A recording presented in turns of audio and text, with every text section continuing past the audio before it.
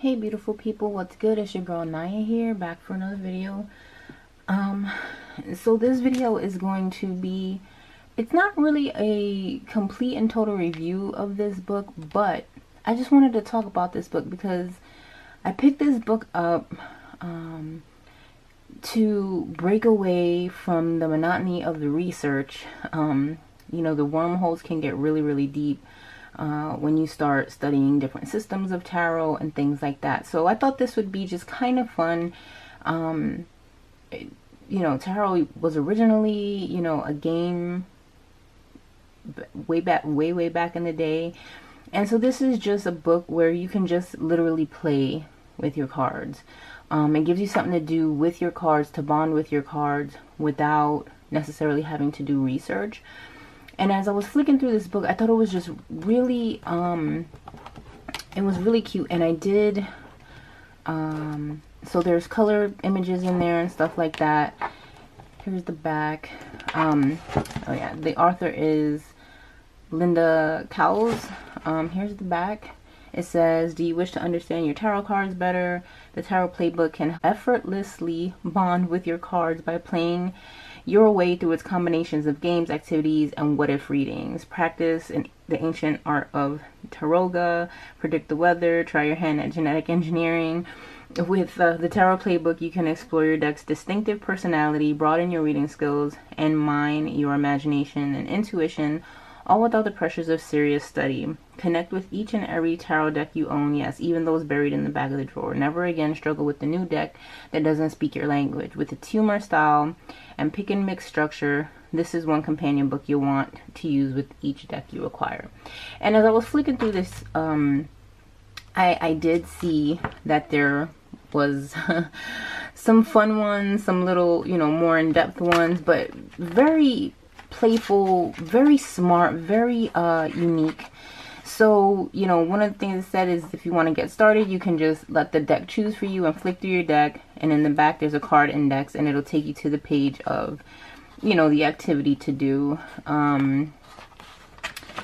There's also back here things to do with non-scenic pips, which I have been in a little bit of a deep dive with my pip style decks and my TDM decks, which I had one really fun activity I did yesterday, which I wanted to share on the video because I think it might help some of you guys. Things to do in a hurry, so things that can take 5 minutes or less, or about 5 minutes, 10 minutes. Things to do with friends, so you know, it's actually really cool. I think this would be a really good travel book to take with you if you know you're going to be, you know, doing a tarot meetup or something like that, that, you know, you can have fun with it or give people ideas on how to bond and connect with their deck. And then there's even things to do with serious decks, because not all decks are gonna probably be as playful. I'd give that more towards the esoteric stuff.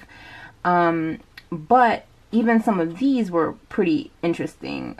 So yeah, so I'm happy to have this. You know, it's definitely its own thing, but I think this book doesn't get talked about enough, so I wanted to share it here. All right, so what I'm gonna do now is I'm gonna pull out some cards, and we're gonna do the Whodunit exercise. And the Whodunit exercise is basically like, it's a good way to work with your court cards and bond with your deck. If you ever seen the movie Clue, or ever played the game Clue, it's like, you know, this person is the suspect, and they, you know, they killed such and such with a candlestick in the library or something like that. It's kind of similar. We don't have a location, but it talks about motive. And anyways, I'll go through the one exercise just to give you guys kind of a taste of what this book can offer, in hopes that you find it intriguing, and at least, if anything, it gives you an exercise to work with your courts, because I think a lot of people struggle with the court cards. So all right, let's change the camera angle. All right, so here we are. This is about, I'm sorry for the glare on the cards. I'm using the Trionfi Luna, and I will fix this as we go along in the in the exercise. Okay, so this exercise is called Whodunit, and I'm gonna go ahead and just read real fast for you guys. It says, a crime has been committed, a most heinous murder. One of the court cards is responsible, but which one? Before you jump to conclusions and throw the Knight of Swords in jail, it is perhaps wise to examine the evidence. You need to uncover not just who done it, but how and why. It's time to gather everyone in the drawing room. So it says, divide the deck into 3 separate piles of majors, the aces, and the minor cards. And it says, remove the death card from the major arcana cards, then shuffle each pile. I've already pre-shuffled these just to save some time on the video. And then it says, spread the court cards out so you can see each one of them. Keep a close eye on them at all times. They're all suspects and they're all guilty until proven innocent. So while you're doing this, you could just shoot those like suspicious looks at your court cards and look at them and go, I know you did it. I know you all guilty, right? I kind of have fun doing this. I don't know why. It was really fun. Anyway, so I did this yesterday with my CBD tarot. So I got to bond with the court cards there. So now I'm pulling out Trionfi de la Luna to do the same. And these little characters are all so quirky and funny and creepy all at the same time. So it's kind of funny to look at them this way. So anyway, so you just shoot your looks at them like, ugh, like you're all guilty. And then it says, as there's been a murder, there must be a body. Turn over the top card of the major pile. If it has a person on it, that's your victim. If it doesn't, try again. So let's give that a go. Oh goodness. So here is the, I don't know if it's gonna focus. So we have the lovers here. Oh god, I'm sorry about that. So we have the lovers here. So I'd say it was a double murder, right? I'd say it's a double homicide. It was a double homicide, and I don't know. It says to give them a name so that it's more, it seems more realistic, you know? So, I don't know. I'll just call this one Jack and Jill. Alright. And then you look back at your court cards that are all at the top and go, we know you guys killed Jack and Jill. So then the next piece is to find the murder weapon, do a forensic examination, don forensic examination gloves, and turn over the top card of the aces pile. So we got the coins here, the ace of coins. So, and I'm sorry that that's not, I do have a little space there so you can see. Okay, so then what it says in the book is that the Ace of Cups means your victim was poisoned, the Ace of Swords means they were stabbed, the Ace of Wands means they were shot, and the Ace of Pentacles means they were hit over the head with something heavy, an enormous coin perhaps. So these guys got bashed in the back of the head with, yeah, some giant coin. So now you can round up everyone who has the means to commit these murders. So that's everybody in the courts that have the coin. So in this case, it'd be all the coin cards or the, yeah, denarii cards or coins, whatever you want to say. So I'm going to just move these guys all out of the way. And now we've narrowed it down to these guys here. And actually, okay, so here's our victims, the murder weapon, and this is our lineup here. So then what you want to do is you want to take your minor cards to look for motive.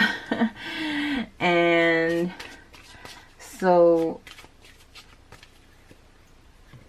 then we want to adopt like a bad cop attitude and interrogate each court card. So you turn over one minor for each suspect at the beginning of the image. So here we have the 9 of Swords.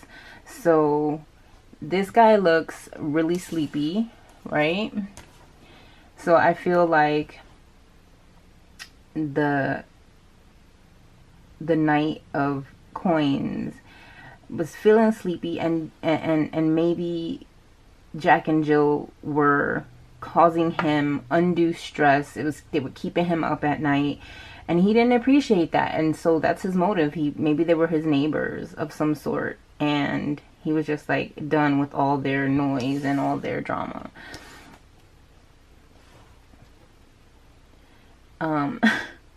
So then here we have the Eight of Cups.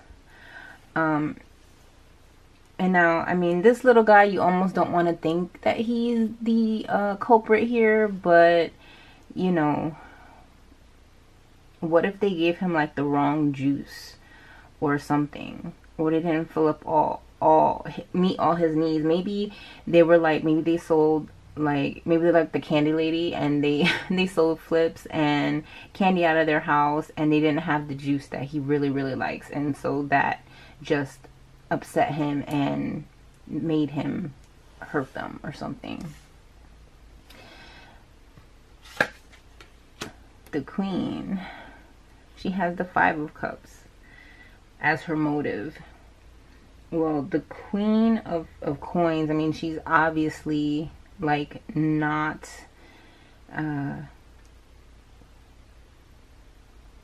like, she likes her stuff. She likes her stuff. So maybe they try to steal from her because they were out and about and they had some troubles that they were lacking in their resources. You see, there's one filled cup which was enclosed, and all these other cups are empty.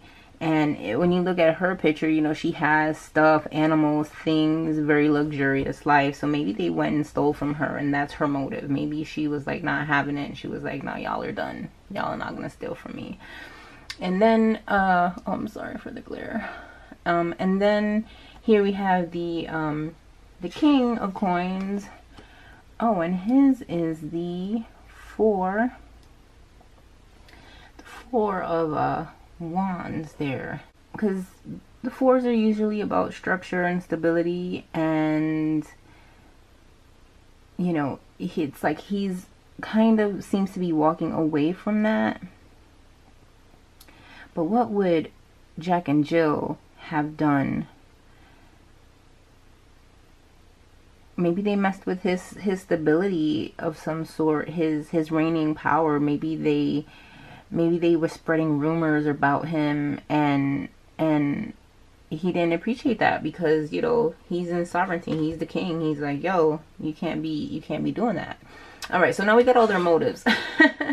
We got all their motives, right? And you can spend as much time on this part as possible, because I think this is really where it starts to click on your relationship between how the courts respond to different things, right?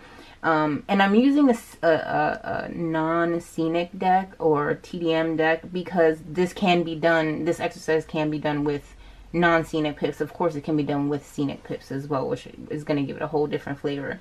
Alright, so what you do is you put the death card back in the majors pile, because now we want to reveal who did it and whatnot.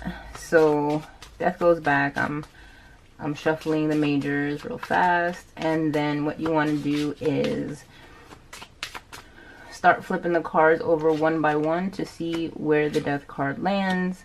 Right there, boom, the little guy did it. Look at this nonsense.